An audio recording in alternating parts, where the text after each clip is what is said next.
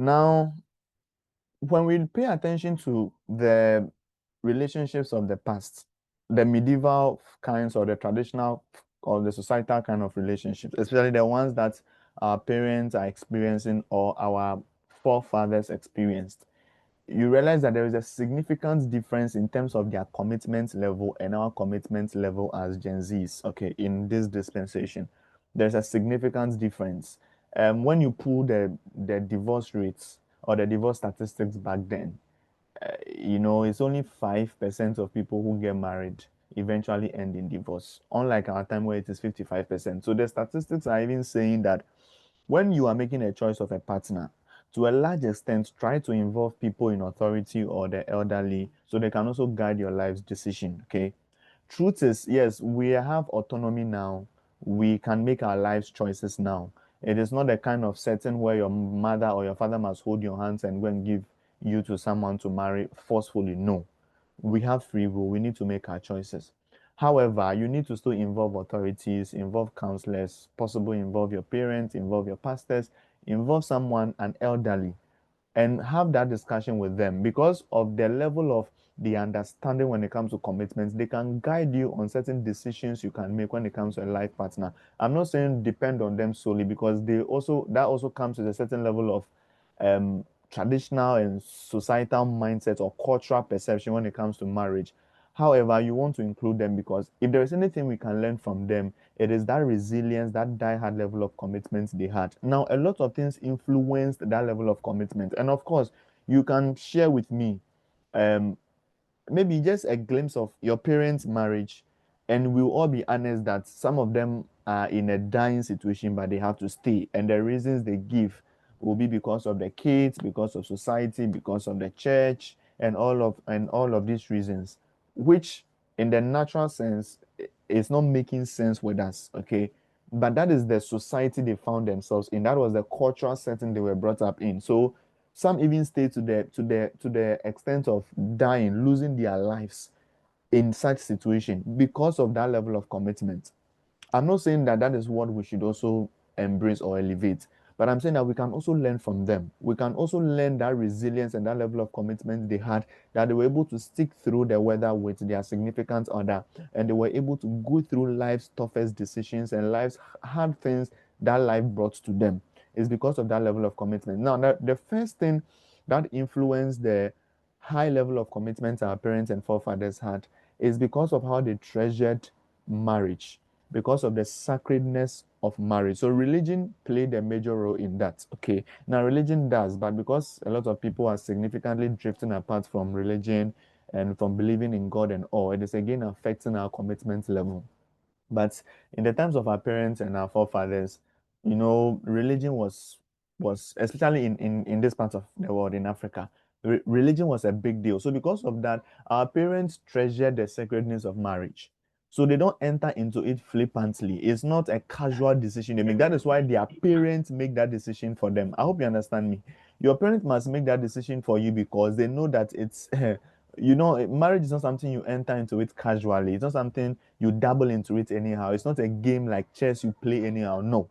So that sacredness they attached to marriage, and that underpinned the concrete, concrete reasons why they decided to be in marriage was a reason why they sticked to the marriage because they valued and cherished and honored it. Like Bible says that marriage is honorable in all, the bed is undefiled. So they honored marriage, they revered marriage, the institution of marriage. They know it is God given and God sent. Because of that, they don't do it anyhow. They are very cautious of how they enter into marriage, and their reasons are legitimate, not checking each other out for experience, and all of these flippant reasons our generation give, but they make sure that no, those reasons are very concrete and those are the reason why they will stay. Now, number two, society also played a huge role in the high level of commitment our parents experience because of shame and stigma. Now, shame in itself, it's not bad. Let me be honest with you. Shame is not bad, but stigma, yes, is very bad. You can't be pointing fingers at someone because they decided to end their relationship or because they decided they were not going to get married again. You can't be pointing fingers at them. However, shame from society and stigma from society also made our parents stay in that committed marriage.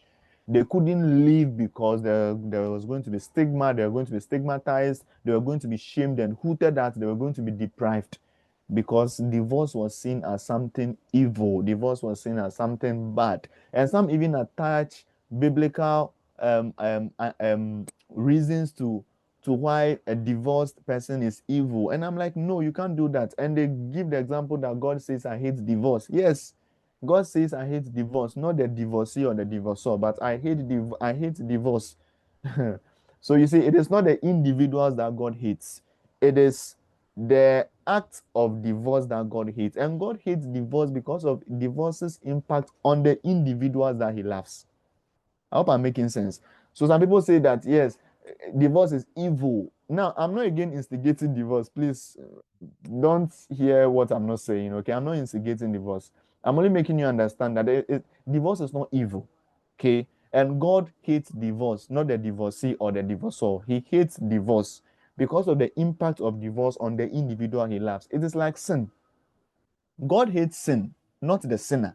And God hates sin because of the impact of sin on the people He loves. Because sin is destructive. Sin will destroy you. Sin will not make will strip you of your potential. Sin will strip you of hearing from God. Sin has a lot of impact in humanity. So God hates sin because of the impact of sin on the individual. So it's the same way with divorce. So society, put some level of stigmatization on divorce. And when people go through that, they are shamed, they are hooted at, they are alienated, they are isolated, they are relegated to the background and all, which is wrong. Okay. So then the third reason why, largely speaking, divorce was not recorded in the times of our parents or our forefathers is because of economic hardship. Charlie, in fact, the reason why they are putting you together is for economic benefit or economic advantage. They are pairing you with another person who has money or another wealthy person. So if the person is treating you anyhow, you cannot leave. Now the person is feeding your parents, feeding your entire generation. The person is feeding them. So if the person is messing up, what right do you have that you are going to? Your parents will not allow you. In fact, they will drag you back into the house. So economic hardship was also preventing people from living even toxic marriages or toxic situations. Okay. Unfortunately, in our generation, now we need to appropriate these three things I mentioned, and I hope that it really resonates with some of you, or if not, all of you. Okay, the sacredness of marriage, the shame that is attached to divorce or breakup, then again, economic hardship. Now, when we come to our dispensation, because of the reduction or the gradual deterioration in faith and religion, people no longer, or majority of people don't attach any level of sacredness to marriage and relationship again. That is why we enter into it flippantly. That's why we enter into it with the wrong motive, for the wrong reasons, just for convenience and all of that. So we don't attach any level of, reverence and honor to the institution of marriage. And that is accounting to the reason why, or that is accounting to why people are experiencing multiple breakups and divorces in our dispensation, because we think it is normal. It is not God's institution. It is an institution that has existed, and you can do it anyhow, you can attempt it anyhow. So because we are not attaching that level of honor and reverence to marriage, it accounts for that reason. Because now, if you attach a certain level of sacredness, like Felix mentioned, that marriage is an institution from God and God designed it for the betterment of the parties involved, and you are attempting God's institution, of course you have to do it with a certain level of reverence. You have to be circumspect, you have to be judicious and meticulous about how you are attempting this institution. You have to ask yourself concrete core questions. Why you want to get married, why you want to enter into a relationship, are the reasons legitimate or illegitimate? Because you know that this is not something you can just badge in and badge out at any time. No, but it's something you are doing for the long haul. It is something you are doing with a motive and an intention in mind, so if we can attach that level of sacredness to marriage and relationships, then we are going to treat it with a sense of urgency. Number two, we need to still allow shame. Unfortunately, in our generation, again, because of the social media um, movement and the things we see online, it has again dissipated the shame that comes with. In fact, they are now praising people who divorce and people who break up unlike how it was in the times of our parents or our forefathers. Okay, so in our dispensation, they rather give you a thumbs up for leaving that guy, for leaving that lady. Now your reasons may be legitimate. I'm not saying they're legitimate. Okay. They praise you when you divorce your partner. They are like, yeah, yeah, it's good you divorce that husband. It's good you divorce that wife. So there is no shame. But again, like I said, when you lose your shame as an individual, you eventually lose your integrity. It's just a matter of time. If you are shameless, hey, my goodness, just like you can't walk on the streets naked because of shame, because your integrity is at stake. It's the same way you need to understand that if you are contemplating this marriage, this relationship, and all of these things we are talking about, then you need to understand that there is a level of shame we need to allow, because at the end of the day, you are going to explain to people who are close by, I mean, people who matter in your life, the reason why you decided to make this drastic decision. Okay, you have to explain to them. That level of shame will make you reconsider a lot of things before you finally decide that, you know what, I'm going to let this down. For example, when I experienced a breakup in my previous relationship, when I was contemplating that thought, a lot of people were in mind. Like, you're going to talk to your pastor about it, you're going to talk to your friends about it, you're going to talk to your parents or your families who are aware about it, that this is the decision you are taking. You are going to give explanation. And especially for someone like me who is in the relationship space, that I'm counseling people's relationships. Of course, at, at a point, you may need to give some explanation or reason why this thing was happening. So you see, that level of shame that is attached to this thing. Oh, someone is disturbing us. Oh, please mute yourselves, mute yourselves. That level of shame that is attached to breaking up and getting divorced can help you rethink a lot of things. I'm not talking about stigma like it was in the times of old. No, stigma is wrong.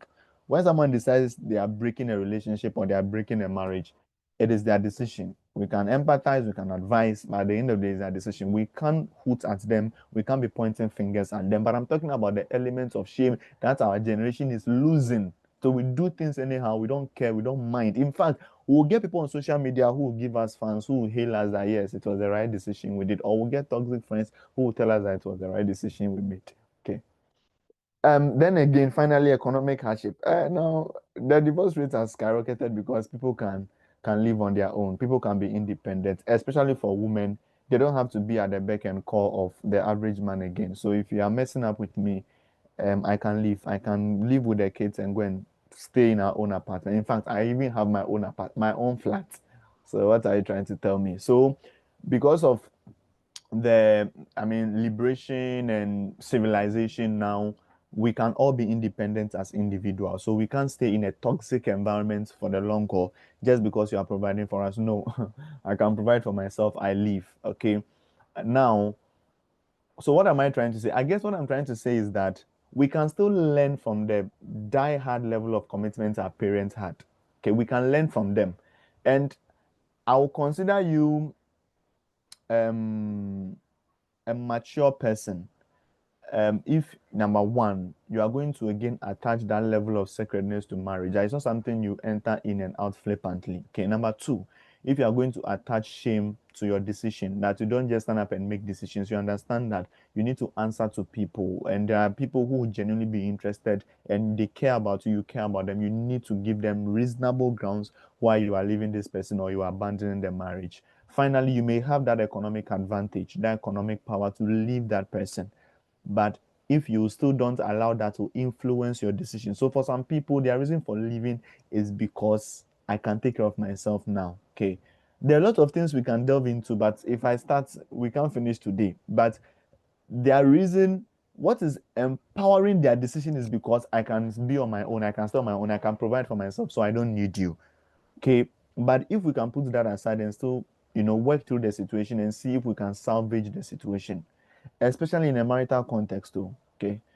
Then that helps a lot, because you have the economic advantage, but you still decide you want to work this out with this person. In other words, you don't allow money or the availability of economic power to influence your decision of breaking up with this person or eventually leaving the marriage. Okay. I hope we are enjoying it so far. So today's culture glorifies short-term relationships and short-term marriage. That is why when you go to, so I have um a lawyer friend who also handles these divorce cases in court, and she tells you that people divorce in days, people divorce in weeks. In fact, I listened to one podcast from the Diary of the CEO, and he interviewed James Sexton, who is a divorce lawyer, and the statistics are astonishing that people divorce in weeks, they divorce in days, they divorce in months, and it has become a norm now. And unfortunately, so there will come a generation that will not see the commitment that comes with marriage. There will come a generation who, or they may come a generation, if we don't, start working this out ourselves and making sure we are implementing some of these principles I'm sharing with you, they may come a generation who will glorify short-term marriage and relationship and will not see anything wrong with entering into relationship and coming out flippantly and for any other reason at all. And that is not good for the sustainability of marriage or the longevity of marriage and relationships, because truth is, if I'm with you and you can't guarantee commitment, and I can't guarantee you commitment, then we are, both of us are not safe.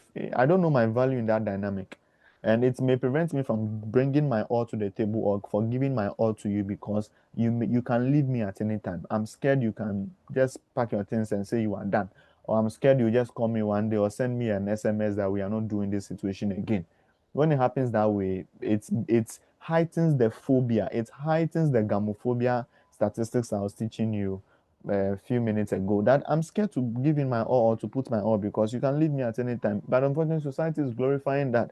But I don't think that is the idea God had in mind when He was establishing marriage, because it's supposed to be for better or for worse, which again, there are things that people are trying to tweak around the marriage vows and all of that. So